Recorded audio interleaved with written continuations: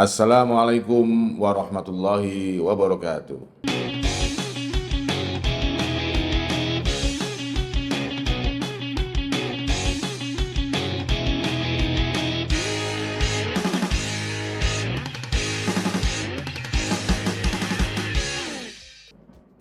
Kita berjumpa lagi dalam Hair Health Talk. Kita akan membahas berbagai permasalahan, memberikan analisis, dan mencari solusi. Indonesia baru, Indonesia masa depan, Indonesia kita.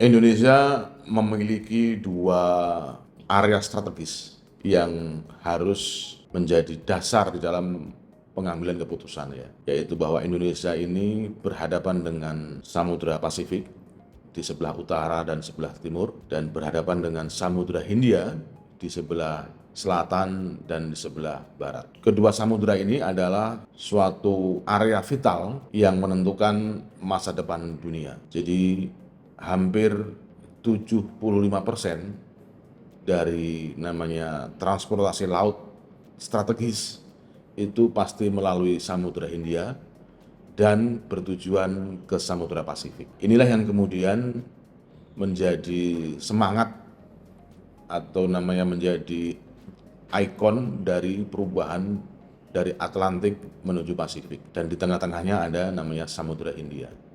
Jadi bagaimanapun yang terjadi, apapun yang terjadi dalam pentas dunia hari ini, Indonesia mendapatkan berkah yang luar biasa, mendapatkan satu advantage yang luar biasa. Karena mau tidak mau, dunia harus berhubungan dengan Indonesia ketika bicara tentang semangat perubahan dari Atlantik ke Pasifik ini. Bagaimana kita bisa memanfaatkan potensi maritim ini, baik potensi internal maupun eksternal tadi. Internalnya adalah karena negara kita adalah negara kepulauan, di mana 2/3 wilayahnya adalah lautan. Kemudian eksternalnya adalah realitas Pasifik dan realitas Hindia, Samudra Hindia tadi. Nah, inilah yang harus kita kombinasikan dengan baik agar advantage tadi mampu kita terjemahkan ke dalam positioning yang lebih baik, ke dalam realitas geopolitik yang lebih baik, di mana dunia sangat membutuhkan Indonesia.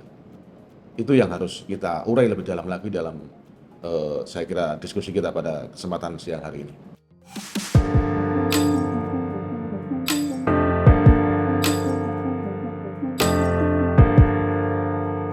China adalah salah satu kekuatan besar yang menjadi tuan rumah dari namanya Pasifik. China terletak di Pasifik Barat. China berbatasan dengan namanya border yang luar biasa luasnya dan strategik, yaitu Asia Tengah dan Eurasia secara umum, di mana Eurasia ini adalah dataran terluas di dunia, terbentang dari Vladivostok, Rusia, sampai Madrid, Spanyol, terbentang dari wilayah Siberia di utara sampai selatan di India, dan seterusnya sampai Timur Tengah.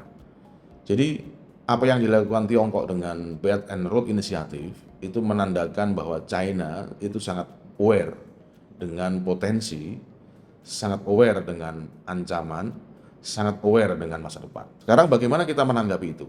Bagaimana Indonesia menanggapi Belt and Road Initiative? Sebenarnya Belt and Road Initiative ada 4 bagian ya, yang tidak terpisah, yaitu Belt and Road Initiative, kemudian Economic Development Initiative, kemudian Security Initiative, dan yang keempat adalah Civilization Initiative. China ini totally menggunakan soft power and hard power untuk masuk dalam peta abad 21 ini. Nah, itulah kemudian banyak orang mengkaitkan dengan ASEAN Century, mengkaitkan dengan bagaimana memudarnya Barat, memudarnya Amerika terutama, itu tersambung atau terkonek dengan kebangkitan Asia atau ASEAN Century ini. Nah, saya kira realitas seperti inilah yang harus kita pahami dengan sangat baik. Selalu dikatakan bahwa the main actor di dalam the ASEAN Century ini adalah China dan India. Kalau saya lebih melihatnya dalam konteks yang lebih luas, bukan hanya China dan India. Karena China dan India ini adalah cara pandang Barat sebenarnya, bahwa yang muncul adalah China yang mencerminkan satu model politik yang otoriter, yang sentralistik, dan India yang mencerminkan demokrasi yang multipartai atau liberal. Jadi dua-duanya adalah contoh dari model pendekatan politik ekonomi sebenarnya. China lebih pada bagaimana model central planning, seperti tercermin dalam agenda awal dari Partai Komunis yang kemudian menyesuaikan diri dengan realitas dunia baru, dan India yang mengikuti track demokrasi. Indonesia mau berdiri di mana dalam konteks dua model pembangunan yang berkembang secara masif di Asia Pasifik terutama. Indonesia dengan realitas yang sama dengan India dan China, yaitu negara postkolonial, saya kira harus menentukan pilihan tentang model pembangunan dan model pendekatan yang harus dilakukan. Tapi yang lebih penting lagi adalah bagaimana kita mampu menyikapi realitas tadi yang disebutkan tentang Belt and Road Initiative. Dan India juga ada pendekatannya. India juga memiliki pendekatan yang disebut dengan Network of Necklace, yaitu jaringan mutiara atau Pearl of Necklace, Necklace of Pearl. Jadi kalung mutiara yang menjadi counter dari Belt and Road Initiative yang dikembangkan oleh China tadi. Ya, kira.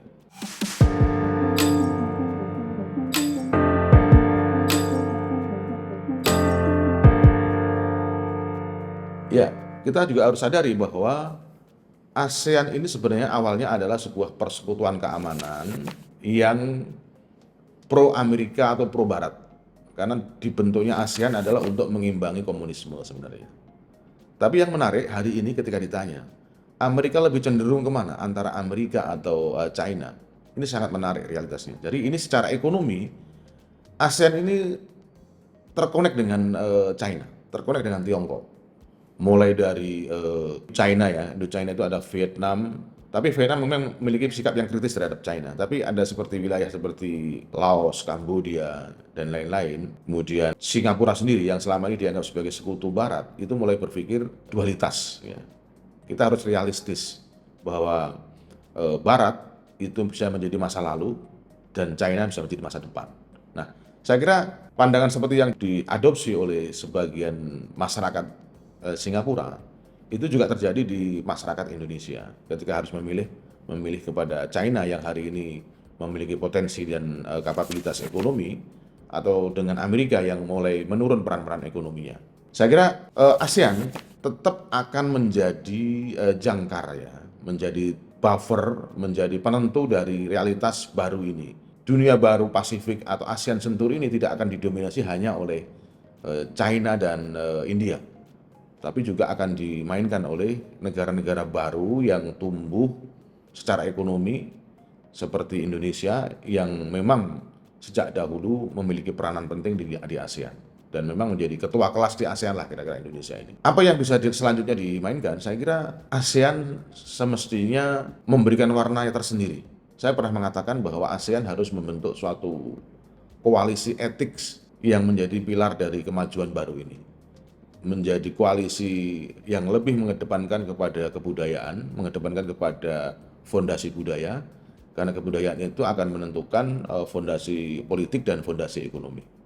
Nah, ketika ASEAN sudah memiliki soliditas di dalam kebudayaan ini, saya yakin bahwa problem yang mungkin terjadi ke depan, yaitu konflik yang lebih meluas antara kekuatan yang akan menurun, yaitu Amerika dan sekutunya, dengan kekuatan baru yang naik, yang dicerminkan dalam konteks ASEAN Century itu akan terjembatani dengan baik.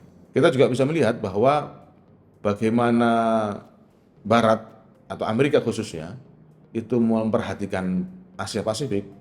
Kita tahu ada proyek Indo-Pasifik, tapi yang juga menarik adalah bahwa Amerika mulai perlahan mundur dari Eropa, mundur dari Timur Tengah. Artinya apa? Amerika ingin melakukan konsentrasi kekuatan di Pasifik.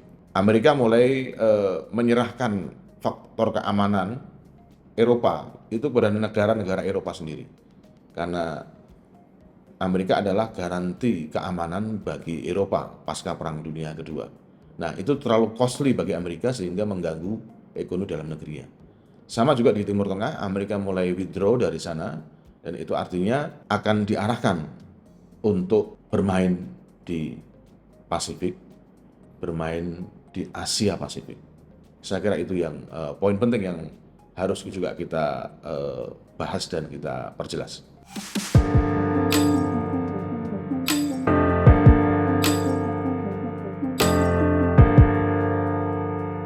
Aspek kemajuan ekonomi, kemajuan politik, dan kemajuan budaya itu harus melibatkan aspek human ya, aspek manusia, sumber daya manusia. Ketika bicara sumber daya manusia, memang kita juga harus bicara faktor budaya.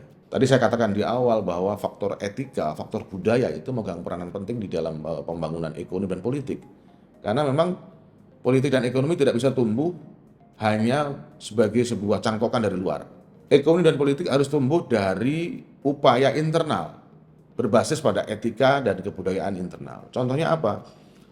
China mendapatkan kemajuan seperti ini bukan semata-mata karena satu pendekatan politik, Partai Komunis China di dalam menggelorakan semangat kerja kira-kira itu. Tapi juga karena ada namanya realitas bahwa ada budaya Konfusianisme di situ, ada warisan Buddhisme di situ, ada warisan Islam di situ yang menghargai kerja gitu. Menghargai profesionalitas, menghargai namanya dedikasi. Saya kira warisan budaya itu di Indonesia harus ditumbuhkan. Karena memang Indonesia ini adalah titik perlintasan atau silang budaya dari seluruh penjuru dunia. Semuanya ada di Indonesia, seperti yang tadi saya gambarkan dalam realitas geopolitik tadi. Indonesia menjadi persimpangan Samudra Hindia dan Samudra Pasifik, yang dalam sejarahnya adalah faktor utama di dalam bifurkasi kebudayaan maupun diaspora kebudayaan ke seluruh dunia. Jadi kembali kepada aspek human kita, saya kira era keterbukaan ini memberikan modal yang besar bagi Indonesia untuk belajar dari manapun. Semangat kita yang merupakan masyarakat terbuka itulah yang menjadi modal besar kita untuk tidak ikut arah angin saja, tapi juga ikut mengarahkan angin itu bertiup dari mana dan kemana, itu saya kira. Jadi yang harus dilakukan dalam pengembangan sumber daya manusia Indonesia, kita harus adaptasi dengan kebutuhan bahwa Pasifik, ASEAN Senturi itu akan tumbuh dari sini. Saya kebetulan punya anak yang sedang belajar di UK. Dalam waktu beberapa hari dia sudah cerita bahwa jumlah mahasiswa dari Asia Pasifik, terutama Asia Timur, itu luar biasa besarnya. Artinya apa? Investasi sumber daya manusia ini dimulai dari pendidikan. Kalau kita bicara tentang bagaimana Singapura maju, majunya Singapura itu karena budaya meritokrasi. Dan meritokrasi itu diperoleh melalui pendidikan. Jalur yang terbaik menuju meritokrasi adalah pendidikan. Jadi pemerintah harus berinvestasi secara besar-besaran di dalam pendidikan.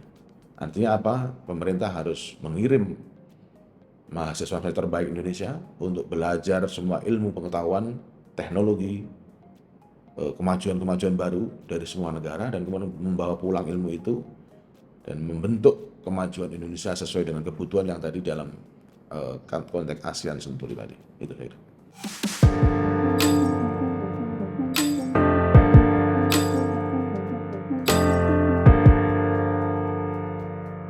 Aspek regulasi ini memang sangat penting ya. Kita tahu bahwa perubahan politik itu selalu diiringi dengan perubahan regulasi, perubahan aturan, perubahan mungkin bahkan konstitusi. Ini yang memang harus tuntas di Indonesia ini, karena banyak sekali aturan yang saling berbenturan, yang itu kemudian melemahkan atau memperlambat kebangkitan ekonomi Indonesia, kebangkitan politik Indonesia. Jadi memang dari sisi politik, partai politik ini juga harus diberikan satu kesadaran bahwa politik itu bukan sekedar perebutan kekuasaan, tapi juga harus memperhatikan agenda-agenda apa yang penting dan urgen buat Indonesia. Politik Indonesia ini terlalu fokus kepada bagaimana berkuasa. That's okay, tetapi kemudian setelah berkuasa mau ngapain? Setelah berkuasa kita mau mengusung agenda apa? Ini saya kira yang absen, yang hilang dari politik Indonesia. Perdebatan politik di bawah hanya masalah perebutan antar terah, antar dinasti, perebutan politik antar kelompok, yang itu kemudian memenjarakan kita di dalam istilahnya kutukan politik abadi. Tidak pernah kita berusaha keluar dari namanya dilema itu. Nah, karena itu saya sangat support dengan adanya gagasan bahwa harus ada namanya sekolah politik bersama antara partai-partai. Harus ada namanya satu joint communique bahwa politik Indonesia harus dimulai lagi dengan konsensus, sama seperti dulu ketika Orde Baru dibangun juga dengan konsensus. Nah, konsensus baru politik ini siapa yang harus mengusung? Saya kira ini momentum yang baik karena di awal menjelang awal pemerintahan rezim baru, jadi perlu disusun sebuah konsensus politik bersama tentang Indonesia masa depan. Indonesia seperti apa yang bisa menghadapi peluang ASEAN Century itu. Politik seperti apa yang bisa mengcapture political opportunity dan economic opportunities yang betul-betul luar biasa. Ini ada fakta menarik bahwa capital itu secara berlahan akan bergeser ke Asia Pasifik. Karena magnet pertumbuhan dan magnet ekonominya luar biasa. Jadi magnet itu betul-betul harus kita respon dengan perubahan politik yang kondusif bagi iklim investasi maupun iklim ekonomi yang tadi saya katakan.